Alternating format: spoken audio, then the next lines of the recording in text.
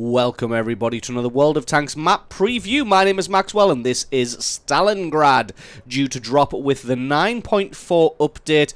And straight off the bat I can say this is an absolutely gorgeous map. Very beautiful to look at, very detailed and very intricate, which we will get into as we have a drive around and show you the major features of this map whilst on the ground actually driving around it. So first off, I just want to say that before the battle starts, you actually start getting pounded, or at least the scenery around you does, by some kind of artillery barrage. If I remember, I'll include that at the end of the video because it's quite a spectacle and quite something to see. So straight off the bat, the cap circle, as you can see, it's quite open. There is a little bit of cover. You've got an indestructible house on the left-hand side and a flaming pile of rubble on the right-hand side.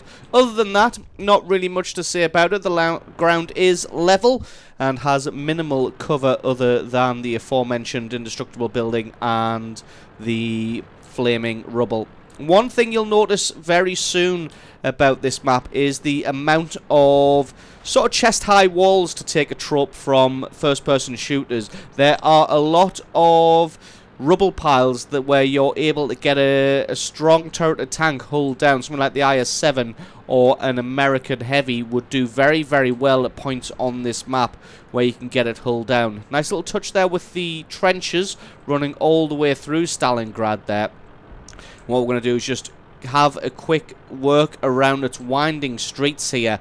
So you can see it's quite a lot of closed-in combat. It will be close and brutal all the way on this left-hand side. According to the map, you have this train yard type area. Most of it is inaccessible, as you can see, blocked off by this train itself here, running all the way up the far right-hand side or left-hand side, depending. You see an artillery strike coming in there. Very, very nice little details made with this map. But as you can see, all of that stuff there, pretty much just wasted space. It's not accessible, or at least not that I've seen, with 3 or 4 times that I've driven through here so far.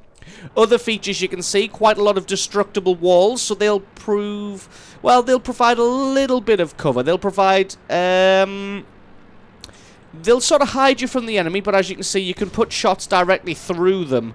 So they're not going to give you much cover, but they are going to make it difficult for the enemy to actually shoot you. You can see as you move up here, again, destructible walls on the right and left hand sides here, and then indestructible rubble in between the different houses. We transition more across to the center. You can see there are quite a few areas, just a wall made of petrol there obviously. There are quite a few built up areas with a little bit of open space in between, such as this one here. There's quite a lot of open ground with buildings, and this one's going to be a lot of peekaboo style combat. You can see again chest-high piles of rubble that a strong turreted tank can get themselves hidden behind. But apart from that, lots and lots of buildings, close quarters fighting, and patches of open ground like this.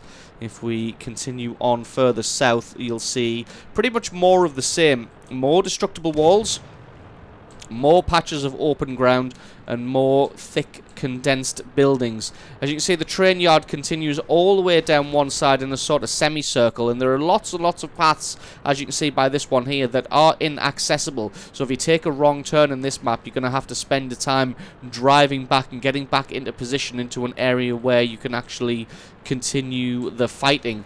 So if we continue down this one main road here, you can see apart from this pile of rubble here, it does continue a great stretch of the map. So this is going to be quite a good long-range sniping position for certain tanks. If we get all the way to the south here, this is the exit or entrance, depending on your spawn of the train yard. And as you can see, as far as I can see, it is inaccessible. But you do have, like I said, lots of open ground, lots of piles of rubble, destructible walls, and then you have this path here, which, as you can see there, makes it all the way up to the south spawn base, or at least the very front edge of the base. You've got some little plaza here with some trees. And this road continues on for a short while. Again, still piles of rubble where you can get nicely hulled down.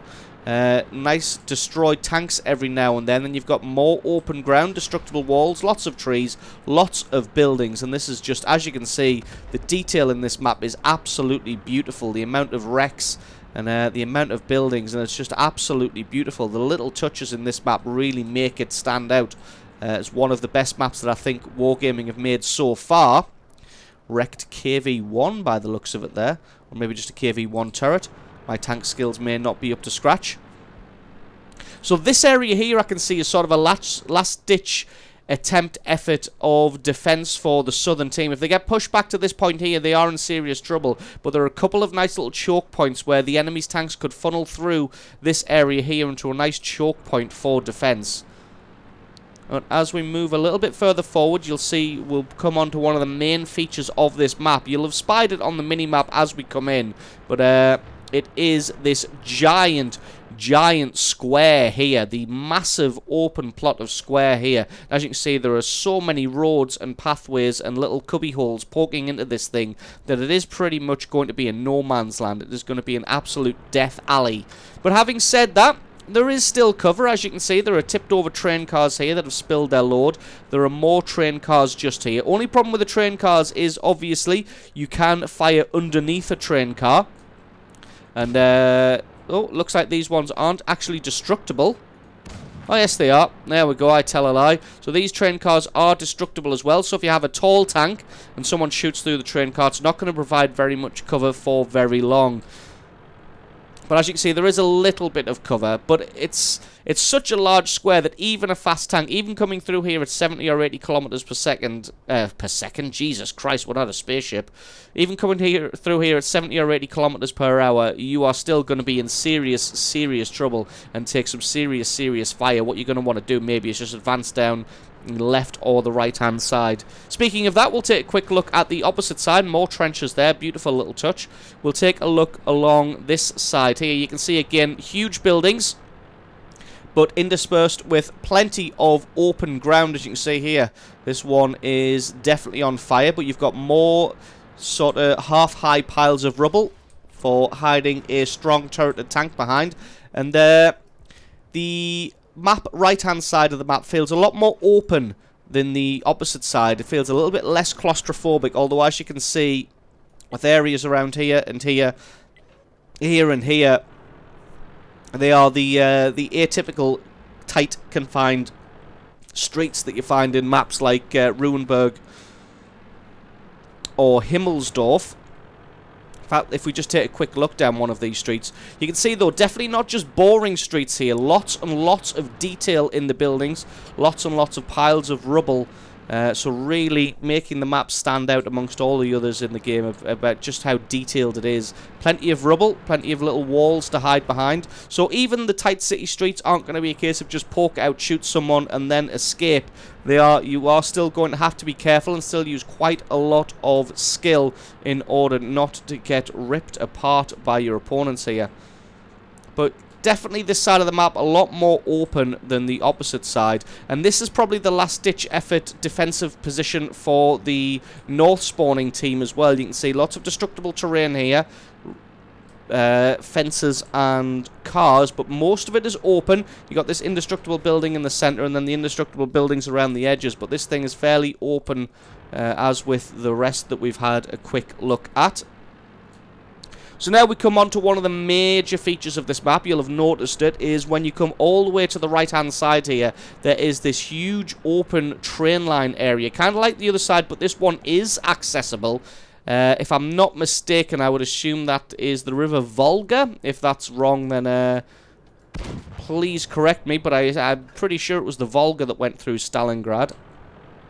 As you can see, you've got this train line. It's kind of like Prokhorovka, or Fiery Salient, in the way it's got this train line that runs all the way up one side of it. But it's not quite the same, considering that there isn't very much map on the other side of this train line, as you can see. The one thing is, though, with it being sort of, well, not sort of, but with it being dipped down like this towards the water, it's going to provide great cover from fire from the northern, from the shore here and from this hill. But it doesn't provide any cover from the front, so anybody else who's down on this is going to be able to shoot you in the face, but vice versa, you're also going to be able to shoot them in the face. So just going to be a little, you're going to have to be careful with that one. As you can see, there is another southern approach here. As you come along this route here, you can again be shielded from fire from the top there, unless someone's got some supreme gun depression or wants to come all the way over the top in order to get you. As you can see, there are a few points where you can cross across the train line here, and there's even a little raised area here from the little promenade when this place wasn't heavily under attack in World War II. And you can see World of Battleships junk ship out there. It'd be nice to see some of those in the game. And as you can see, there are plenty of little roads that lead back up to the city if you decide that this area is too hot for you. I can imagine a lot of medium tanks and fast tanks wanting to push along this flank as quickly as possible to try and get into the enemy. Because there's plenty of places where if you can get to a position like this and get yourself hulled down with lots of gun depression, which this tank does not really seem to have, but if you've got plenty of gun depression, this is going to be a fantastic spot, attacking it all the way along here as you come up. And all the way along the coast here, there are sparse buildings, most of them indestructible, but it looks like some of them are destructible, like this one here. Just drive straight through that without too much trouble. But as you can see, quite a lot of indestructible buildings to provide cover here. And lots of little inroads and roads to provide a transition between the top and the bottom here. You just got to decide whether you want to go all the way across the very south or across the middle route here. As you can see, a little pier there. I don't think that'll support our weight, although I might give it a little bit of a try. Oh, no, it just breaks. Oh, well. It was probably a little bit too much to ask to have a 50-ton tank supported by a little wooden dock. Not likely to happen. So when you get all the way to the end here, the trains run out. And then you've got a nice, gentle slope that leads up to the southern spawn. As you get up here, the slope is a lot more gentle, so you can get away with having a lot less gun depression to be able to fire. Although, as you can see, there are walls here that would provide cover. Well, not cover per se, but it would make it more difficult for you to aim at the enemy through there. But it does provide a very nice approach up to the enemy base. We'll just head all the way along this road here. And if the enemy hasn't got, or the southern spawn hasn't got any tanks defending this area, some fast, mediums, or lights could sneak all the way around here. As you can see just here, there is this little fence here that provides an inroad directly into the base. That is the only route in from this road.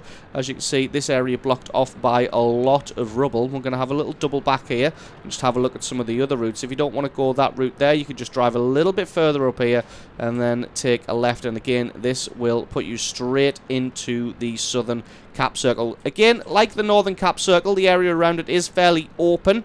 So once you get through the streets, you're going to have to make a break through the open ground towards the base here. As you can see, again, got cover just like the northern base, although this one is slightly destructible. It is much, much larger. They do have their own pile of rubble. Unfortunately, it's not on fire, but there is a pile of rubble. Obviously, you'll be able to do a base capture from here, and if you can get yourself hulled down with a strong turret tank, you'll be in a great position. And like I said, they do have their own building. Part of it is destructible, but not all of it is destructible, and this one is considerably larger, but still probably provide about the same amount of cover as the other building in the northern spawn. So, that just about covers it for our first look at the new 9.4 map Stalingrad. Thank you very much for watching, everybody. I've been Maxwell, and I'll catch you guys next time.